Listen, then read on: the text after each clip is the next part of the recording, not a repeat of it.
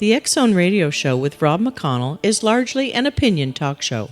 All opinions, comments, or statements of fact expressed by Rob McConnell's guests are strictly their own and are not to be construed as those of the X-Zone Radio Show or endorsed in any manner by Rob McConnell, Relmar McConnell Media Company, the X-Zone Broadcast Network, its affiliated networks, stations, employees, or advertisers.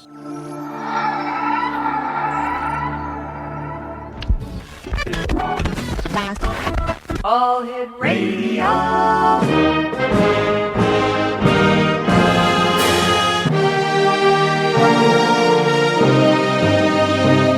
Welcome to the X-Zone, a place where fact is fiction and fiction is reality. Now, here's your host, Rob McConnell. Welcome back to the X-Zone, everyone. My name is Rob McConnell. We're coming to you from our studios in Hamilton, Ontario, Canada. Worldwide and toll-free, 1-800-610-7035. Email xzone@xzoneradiotv.com. On MSN Messenger, xzoneradiotv@hotmail.com. And our website, www.xzoneradiotv.com. My guest this hour is a gentleman we've had the pleasure of having on the show before. Art Keller is his name. And Art is a former CIA case officer as well as nationally recognized expert on Iran, Pakistan, Afghanistan, intelligence, terrorism, and nuclear proliferation. He has been published in the New York Times, Washington Post, on foreignpolicy.com. Art also has done commentary for National Geographic Channel, CNN, CBS, PBS News, and a list that goes on and on and on. We're going to be talking to Art this hour about his book entitled Hollow Strength. It's about the CIA and Iran's nuclear program. It's his first novel. And Art, great having you back with us. Thank you very much for joining us again. Thanks for having me back. It was fun last time. It certainly was. It was also very interesting. And, you know, last time when you were on, I don't know if we touched on it or not, but apparently, you know, the tension in Syria is causing the intelligence community a bit of a headache. Oh, yes. Yeah, because everyone doesn't know, which way to jump. It's really hard to know, essentially, who to support, because there's not necessarily an obvious successor to Assad that would be stable. So even if you have, like, a very repressive person in charge, in the short term, repressive but stable is better than utter chaos. You know what, Art? I find it rather strange that, people aren't jumping into this entire Syrian fiasco and saying, all right, even though there are atrocities being committed or it may be sovereign nation, we just can't let this happen. We can't allow 200 civilians being killed a day. We're going to do something about it. Everybody's backing away. Yeah, well, if you think about it, though, it's really similar to what happened. It's really similar to what happened in the Balkans. Mm-hmm. It took years before the international community really started to intervene, and when it did so, it started mostly with airstrikes. And that was only after a few years, and that was only after the Srebrenica massacre, where basically UN peacekeepers just kind of stood by as a bunch of Bosnian Muslims were executed. And so it's people don't like to jump into messy situations.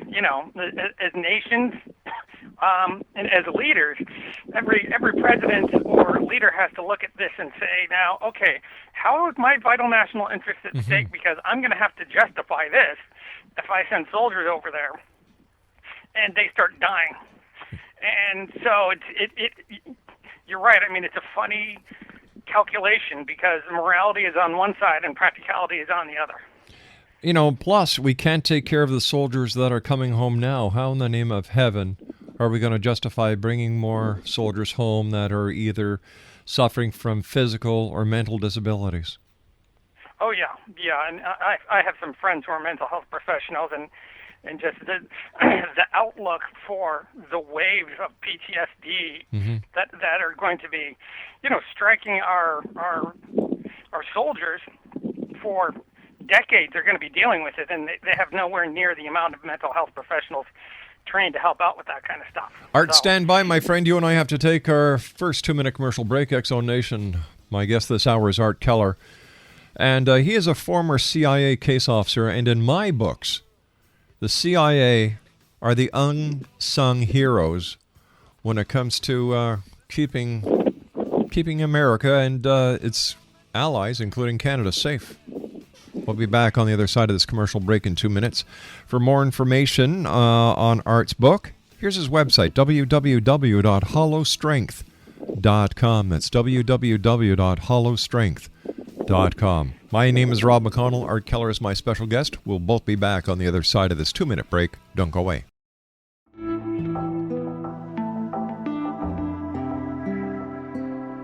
Take a step back in time and discover old Florida cuisine at Marsh Landing Restaurant in Fellsmere. Enjoy delicacies such as frog legs, gator tail, catfish, and swamp cabbage, or enjoy the more traditional cuisine like hand-cut Angus steaks, ribs, and seafood. Join us for breakfast with a southern flair featuring sweet potato pancakes, biscuits and gravy, and much more.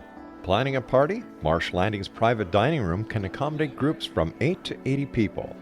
While you're visiting, enjoy the historic pictures, artifacts, and stories that line the walls. Marsh Landing is truly a unique experience. Marsh Landing Restaurant, 44 North Broadway in historic Fellsmere, or visit marshlandingrestaurant.com. Marsh Landing, old Florida cuisine at its best.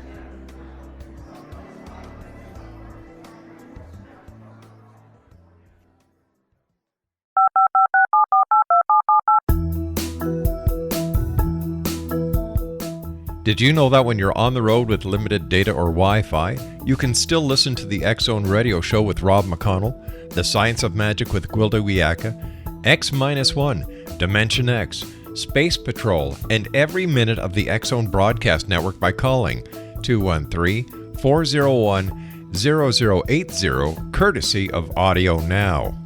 No smartphone, app, or internet needed. It saves your data plan and it's free if you have unlimited minutes.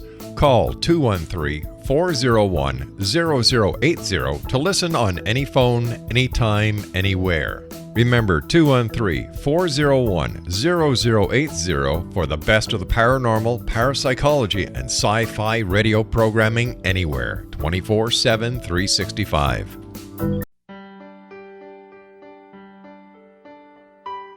We all desire health, happiness, and fulfillment, but often get in our own way.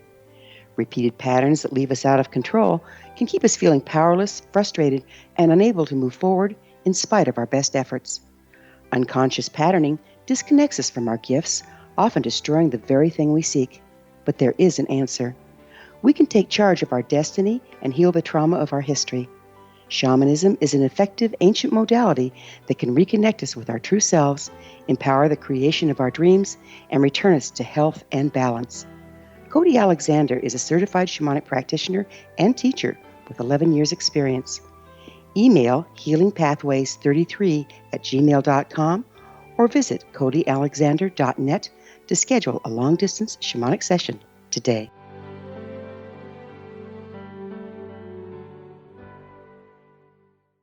And welcome back, everyone. Art Keller is our special guest, and he is the author of Hollow Strength. His website is www.hollowstrength.com. Art Keller is one of the few former spies who is no longer undercover and has been granted permission by the CIA to share his stories. He wants to let Americans know what's really going on in Iran. Once again, www.hollowstrength.com. Just another tidbit about Syria before we get on to the main topic of today's conversation, which is the Iran and what's going on in Iran.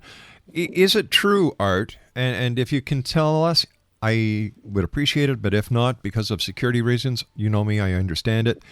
Is another reason why nations are not moving very fast towards Syria is because of the possibility of dirty bombs?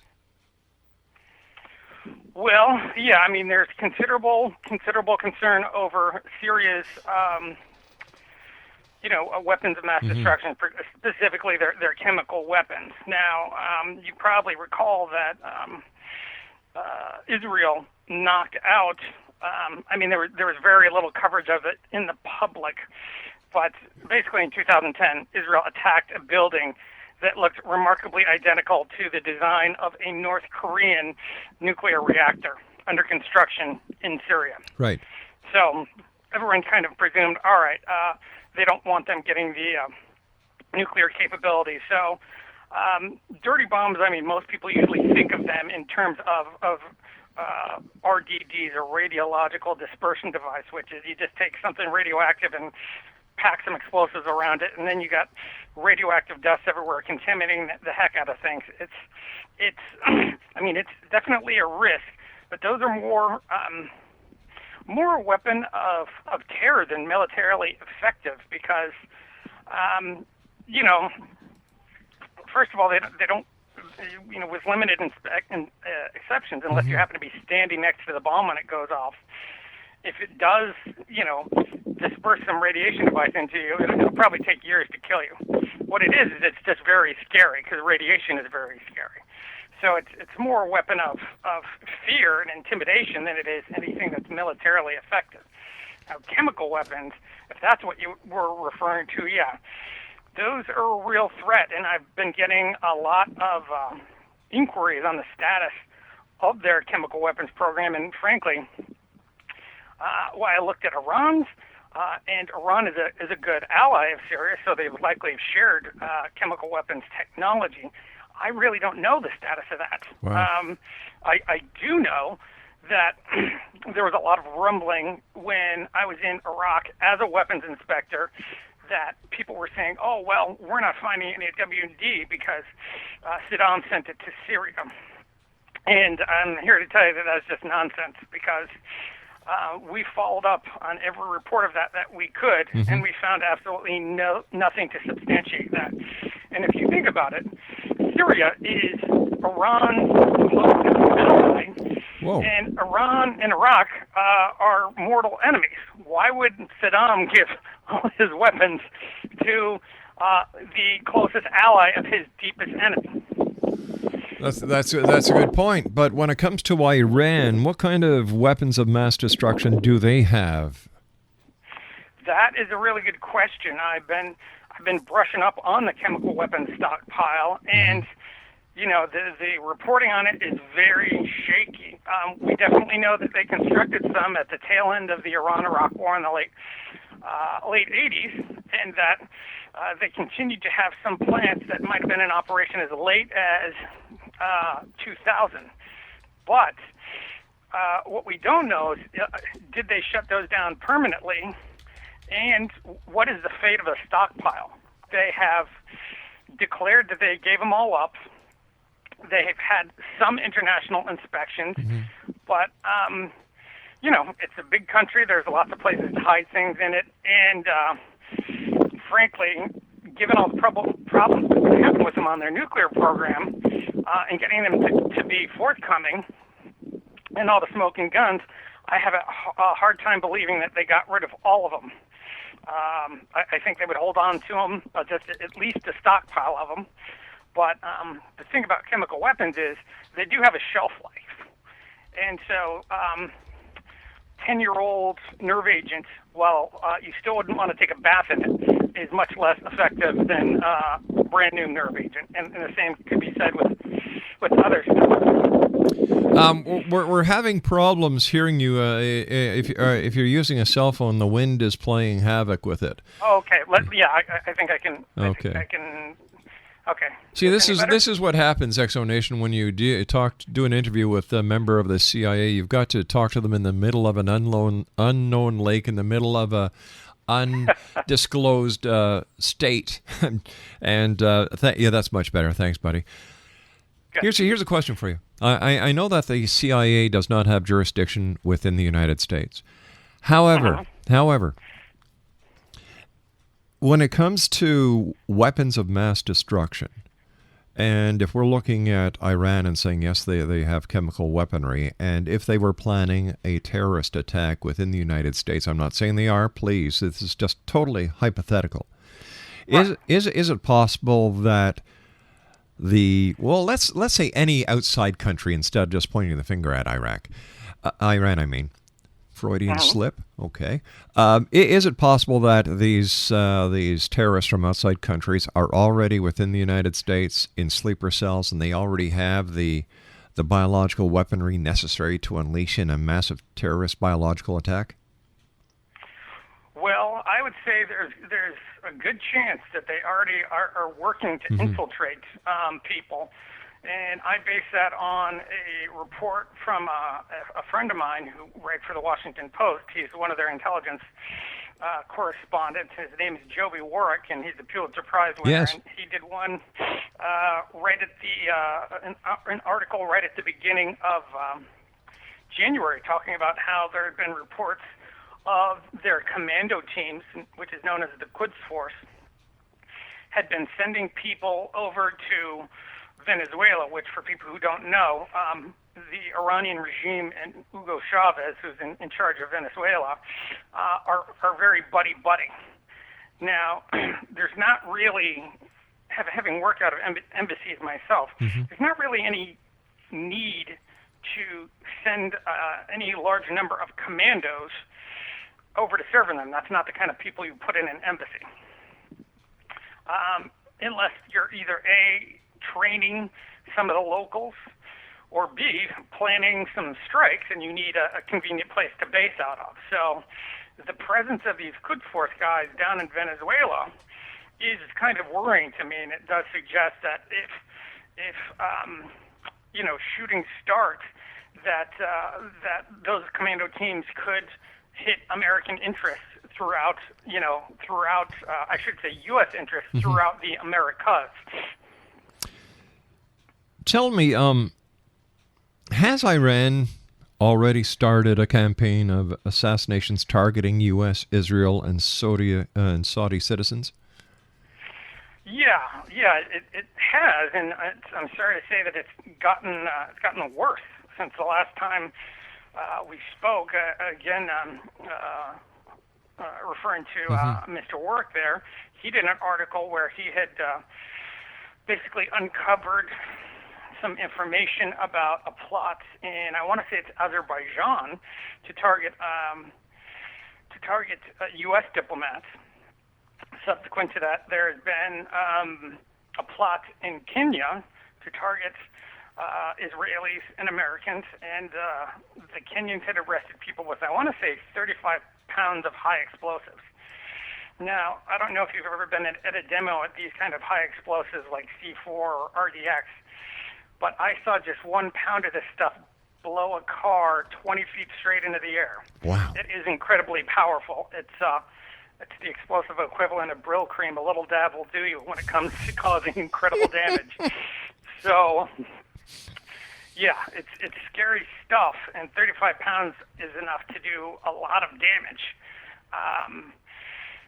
And, of course, there had been plots against Israelis in Thailand, Israeli diplomats in Thailand, and then the one that made big news several months ago was the one that was targeting the Saudi ambassador in Washington, D.C. But the scary thing is that had been set to happen in a prominent Georgetown restaurant, which would have killed many, many Americans, including most likely American lawmakers.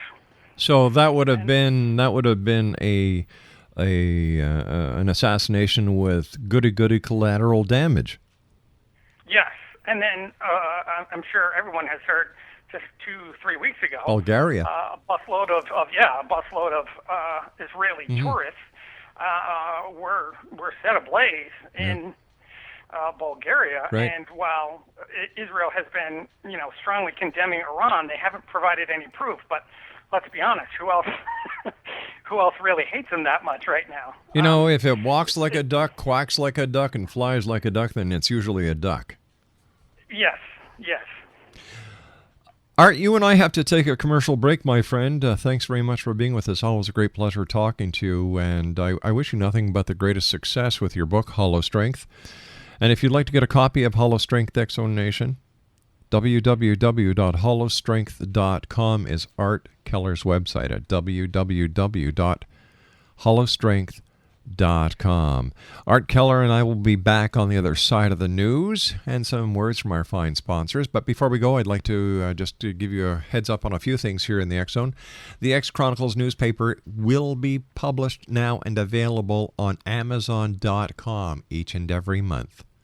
You just have to go to Amazon.com, type in the X Chronicles newspaper, and you'll be able to order your print version or get a download for your Kindle. We also have the X Chronicles newspaper available for your iPad, iPhone, any Android handheld device. You can get it from us on a DVD that you just put it into your computer, click on a button, and you can read the paper on our very special and our very own flip page program. Art Keller's my guest. We're talking about everything from Iran to Syria this hour, and we'll be back on the other side of this break. Whatever you do, do not go.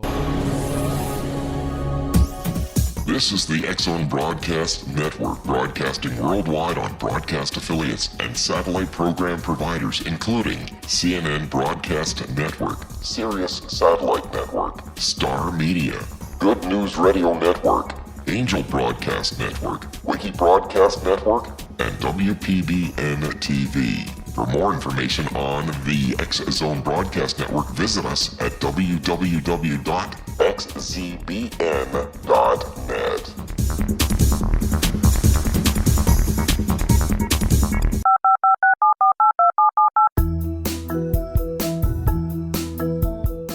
Did you know that when you're on the road with limited data or Wi-Fi, you can still listen to the X Zone Radio Show with Rob McConnell, The Science of Magic with Gwilda Wiyaka, X-1, Dimension X, Space Patrol, and every minute of the X Zone Broadcast Network by calling 213-401-0080, courtesy of Audio Now. No smartphone, app, or internet needed. It saves your data plan, and it's free if you have unlimited minutes. Call 213-401-0080 to listen on any phone, anytime, anywhere. Remember, 213-401-0080 for the best of the paranormal, parapsychology, and sci-fi radio programming anywhere, 24/7, 365.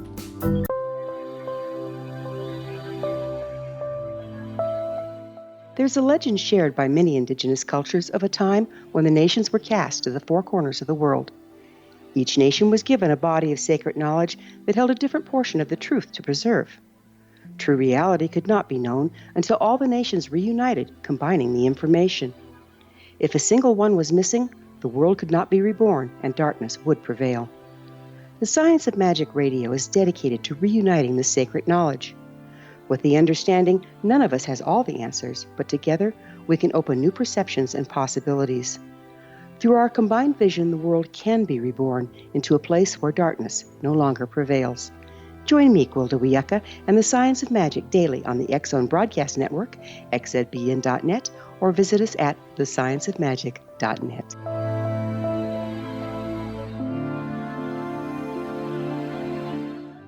Welcome back, everyone. This is the X Zone. Yep. My name is Rob McConnell, coming to you from our studios in Hamilton, Ontario, Canada. Worldwide toll-free, 1-800-610-7035. Email xzone@xzoneradiotv.com. On MSN Messenger, xzoneradiotv@hotmail.com. And our website, www.xzoneradiotv.com. Don't forget to visit the all-new Relmar McConnell Media website.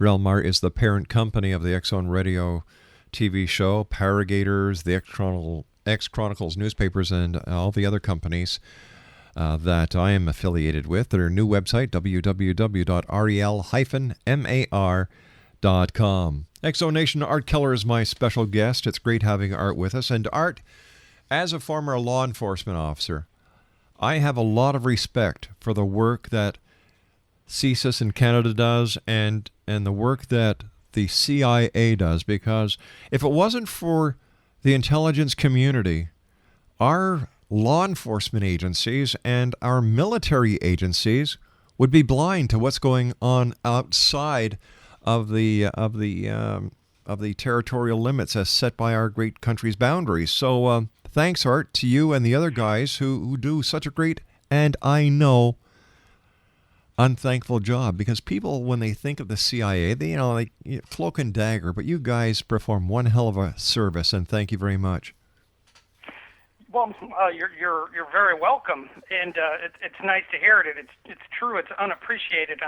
I'm minded of something that a lot of people, they don't really understand, that a lot of what the CIA was originally set up to do was do strategic intelligence, not necessarily tactical, minute by minute stuff. And we've really had to retool to focus on things like terrorism, to avoid attacks before they happen, because that's not the way the agency was originally designed.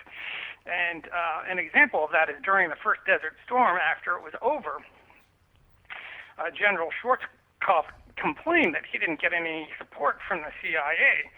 And what he was missing is he got plenty of support.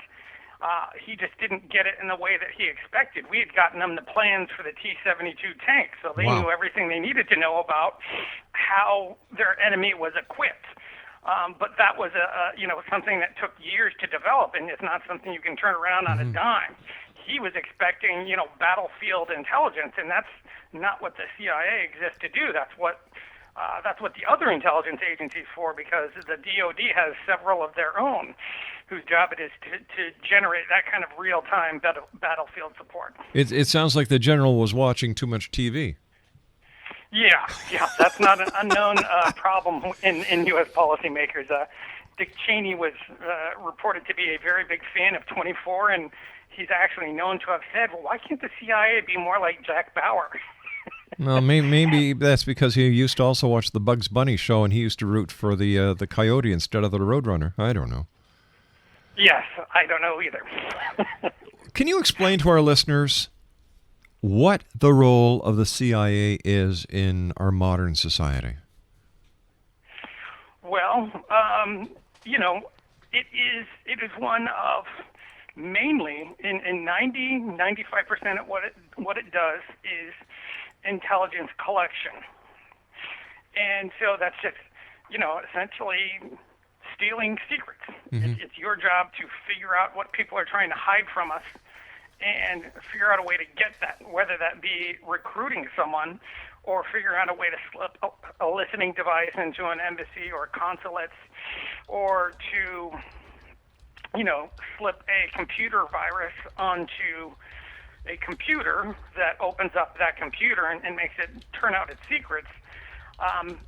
It's mostly intelligence collections. The other 5% of what the agency does, which is generally falls in the area of covert action, that's what gets the CIA in trouble. 90% of the trouble comes from 5% of the work. And covert action is really, it was created by the National Security Act of 1947, and it used a very vague language that said essentially, it's the CIA's job to collect information, and then what other activities the president may from time to time direct. So that was really quite vague, and it has since gotten a lot more regulatory definition, because there were some abuses in the 60s and 70s of things that have since stopped happening. But these days, when I can talk about my own division that I was part of, the Counterproliferation, it's different from the State Department's Non-Proliferation Bureau, which tries to use diplomacy to stop things. Sometimes the Counterproliferation uses a little bit more direct action. Well, yeah, sometimes you need to carry. I should say it's nice to carry a stick, but sometimes you have to use it. Yes, and so I'm sure your listeners have heard the word Stuxnet. And in fact, I don't know if they've heard. There's an interesting tidbit. I have yet to have it confirmed. I've asked several people, but interesting thing surfaced about a week ago about a scientist from the Atomic Energy Organization of Iran saying they just had another computer virus attack. Of course, that's what happened in 2010. They suffered an attack from the Stuxnet virus that ruined about 1,000 of their nuclear centrifuges. Oh, geez. Set the program back a bit. They just had another one, which apparently ruined some of the desktop computers at one of those facilities and messed with their equipment. Well, Seems that we just lost... Oh, are you there, Art? Art, are you there? Well, see what happens when you talk to a secret agent, guys? You get cut off. We're going to be trying to get Art back. Craig, can you do your magic, please? Thank you. All right, Exonation, Craig did his job. We do have Art Keller back. Sorry about that, Art. Must be sunspots or Mercury's in retrograde, or else somebody didn't want this conversation to continue. My personal belief is either sunspots, a microwave spike, or just something out of our hands called technology. Yes. All right, so where were we before we dropped? We were talking about the role of the CIA and your role in what you did in the CIA. Right. Yeah, I was just talking about the latest rumored attack was one that knocked out some computers in the Atomic Energy Organization of Iran, and I thought this attack had good style points because it knocked out some computers and left the other ones playing AC/DC's Thunderstruck. How close, or does Iran have its own nuclear bombs? Or how close are they to having them? And when do you think Israel's going to put its foot down and say, enough? Well, Israel's been wanting to do that for quite a while, even though there's an article just today in Haaretz, which is an Israeli newspaper, saying that while Benjamin Netanyahu and others in the Israeli administration are for it, that a lot of people in the Israeli defense forces are not necessarily for it. Mm-hmm. So it's hard to make that calculation. But if we're talking about what knowledge, when will they have the knowledge to build a bomb? Frankly, they probably already have it and have had it for a while. Yeah, they probably got it from the internet. Yeah. Well, no. I mean, they have had a robust program for quite a while, and they've been doing all sorts of research that is necessary to build a bomb. I mean, that's one of the reasons why they didn't want to let IAEA inspectors into a place called Parchin, because the IAEA in the U.S. had strongly suspected that they were working on what's known as the physics package, basically the explosives and the other parts outside the fissile material necessary for a nuclear weapon. And so, they didn't let inspectors in, and now there's been satellite evidence of them cleaning up the site, just like they cleaned up another site, 2003 or 2004, another site the IAEA wanted to inspect. They cleaned that one up by bulldozing it entirely. And then they said, sure, come and look. All right, but, short of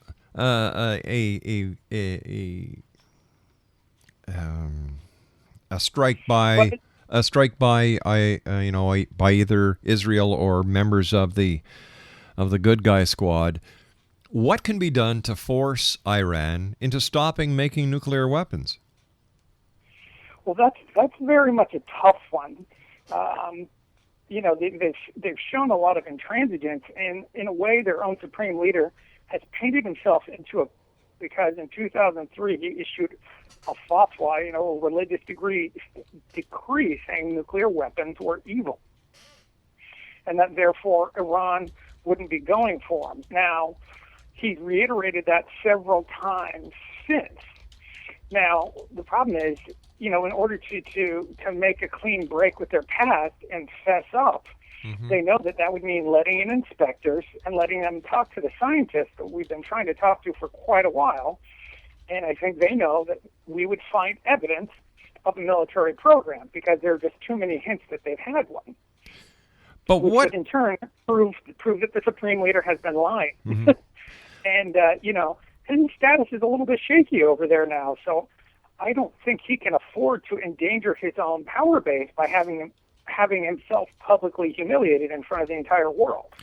So what kind of sanctions could the world actually impose on Iran that would possibly make a difference? Well, a new round just came into effect, and they were actually, I think, rather fiendishly clever, because there was one that they imposed that I never would have thought of. And I think it's really hurting Iran. They just imposed basically sanctions from, London is the international maritime center for shipping and insurance. And they just said, okay, well, we're no longer going to allow any other country's tankers that go to Iran to pick up oil to be insured. And so, the supertanker happens to be a pretty costly item, and people don't want to operate them without insurance. So if Iran can't sell its oil and get it out, that's another shot in the foot. So and news is suggesting that the sanctions are really biting there, but it's a question of, at the end of the day, the top of that regime, they're more concerned with their personal political survival than they are the pain and suffering of the Iranian people. So it's going to have to get pretty bad over there before they could make any concessions. But that being said, there's one thing that I'm kind of wondering why we and no one in the EU and no one else is pushing, because there's one area for cooperation that I really think we should be exploring, and we're not. In a recent negotiation, they said, okay, here's a 5-point plan, and we want all these 5 things. And frankly, 95% of them are unrealistic. They weren't going to happen. But one thing that they asked for was, we want cooperation on counter-narcotics. And that's actually a perfect area for cooperation because, in Afghanistan, the Taliban makes a lot of money in the drug trade. Yep. And Iran has a huge drug trade, so they don't like the narcotics either. It seems like one area where it would be a win-win if we cooperated. And, if we had some real progress on that, then that would give the leaders of Iran the space within their own country to say, well, you know what? We've gotten something from this. Maybe we can make a concession on the nuclear program. Is it possible? Right now, I'm sorry, Art. I didn't mean to cut you off.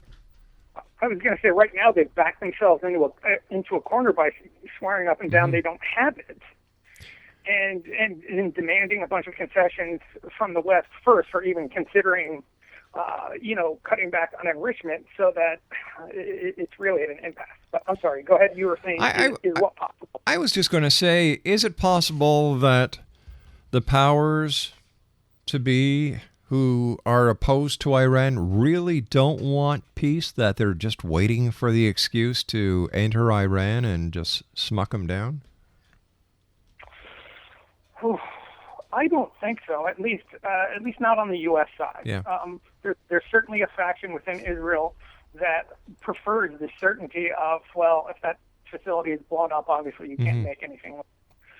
But I think there is a growing appreciation within the U.S. that at best it could be extremely messy and have a lot of undesirable economic consequences, not to mention, loss of life all around. The fact that this is a presidential year, is this also playing heavy into the decisions or any decisions that are being made by the U.S. Towards Iran?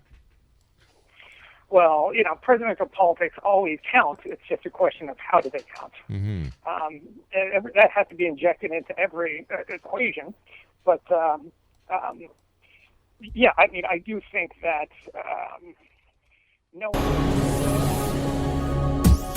This is the Exxon Broadcast Network, broadcasting worldwide on broadcast affiliates and satellite program providers, including CNN Broadcast Network, Sirius Satellite Network, Star Media, Good News Radio Network, Angel Broadcast Network, Wiki Broadcast Network, and WPBN TV. For more information on the X-Zone Broadcast Network, visit us at www.xzbn.net.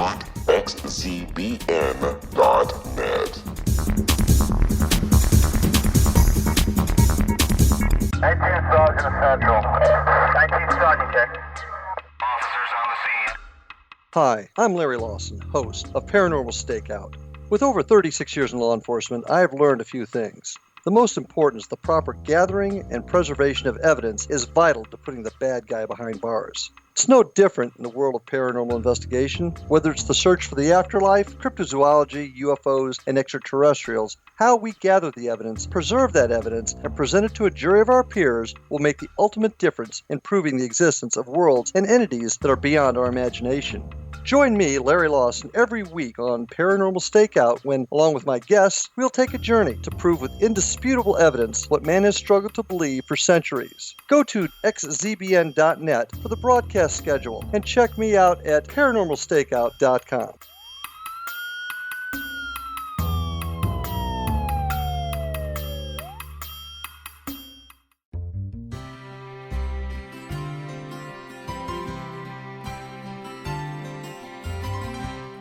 True healing must address 4 levels: physical, emotional, mental, and spiritual, for us to live joyful and productive lives. We tend to treat 3 of the 4, leaving the spiritual languishing. If you're tired of the same dysfunctional patterns cropping up in your life, Soul Balancing is for you. Trixie Phelps, owner and founder of Soul Balancing, is a naturally gifted energy healer trained in numerous esoteric forms, including shamanism. Trixie has created a powerful modality that safely and effectively clears your energetic field. A soul balancing session can remove interference, heal trauma, and restore your hope. Contact Trixie for a life-changing long-distance session today, www.soulbalancing.world.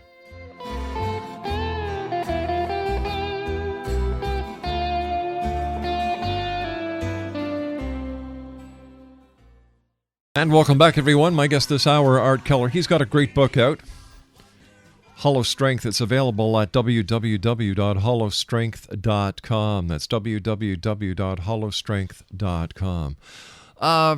What message would you like to leave with the listening audience of the X-Zone Nation tonight, Art? Well, when it comes to the book, if they just enjoy a good, exciting spy thriller, then, check out the book. And I wanted to also say that on the website, there are the first 9 chapters, so they can download that for free and check it out. And then if they like it, they can go buy it on the Hollow Strength website, or they can get it at Amazon.com as a Kindle book. They can get it on Barnes & Noble as a Nook book. They can get it on the Hollow Strength website as both, or as a PDF, and of course as a paperback.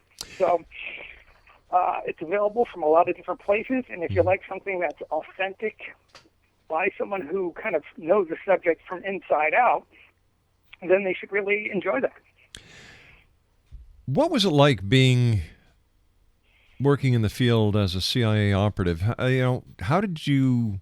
Was it the cloak and dagger that we see on TV? Did you have to tell your families that you were a brain surgeon in Geneva, Switzerland in order to carry out your missions? Or did they know that you were with the CIA?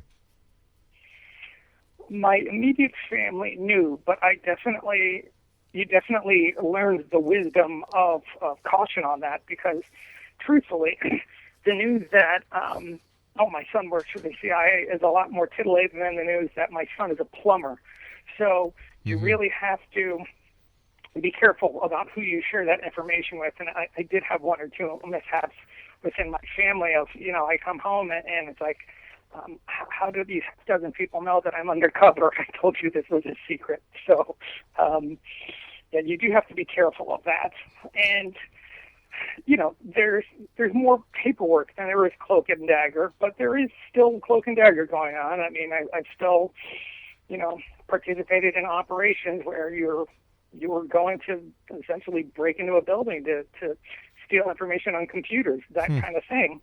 It is rare, because frankly, it's much better and easier to figure out someone who works for the company that has that information and recruiting him than it is to do the very much riskier thing of trying to get in there yourself and hoping you don't get caught.